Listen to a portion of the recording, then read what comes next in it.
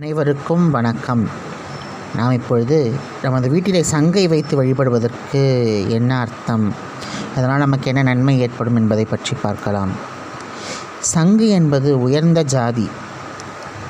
ஆண்டாள் கூட கற்பூரம் நாருமோ கமலப்பூ நாருமோ என்று சங்கை பற்றி தான் பாடுகின்றார். சங்கு மகாவிஷ்ணுவின் உதடுகளிலே தவழக்கூடியது. ஒவ்வொரு தெய்வமும் ஒவ்வொரு மாதிரி சங்கை வைத்திருப்பார்கள். பாஞ்சசன்யம், பௌண்டரீகம் போன்ற சங்குகளை எல்லாம் மகாபாரதத்திலே ஒவ்வொரு புருஷர்களும் ஊதியிருக்கிறார்கள். அப்படிப்பட்ட சங்கு எழுப்பக்கூடிய நாதத்திலே தீமை அழியும், நன்மை பெருகும், சுபமங்கலம் ஏற்படும். அதனால் சங்கு நாதத்தை நாம் தினந்தோறும் கேட்க வேண்டும்.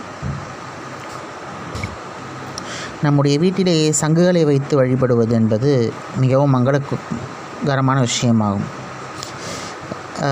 கோயில்களிலே சங்கிலே தீர்த்தத்தை ஊற்றி அதிலே துளசி இலைகளை போட்டு வழிபடுவார்கள்.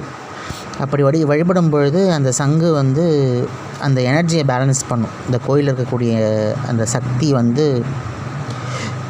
குறையாமல் அந்த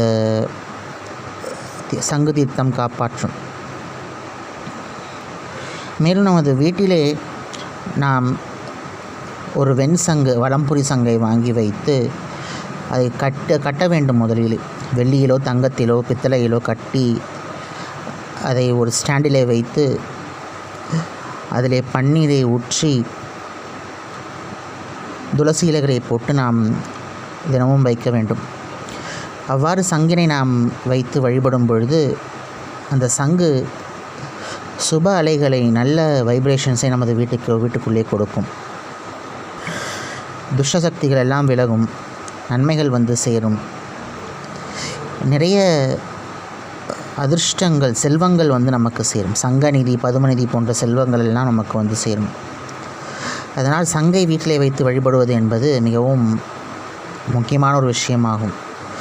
சங்கு கடலின் செல்வத்துக்கு உரியது, கடலுக்குரிய செல்வம். அதிலே தான் முத்து தோன்றுகிறது. முத்து நவரத்தினங்களுள் ஒன்று.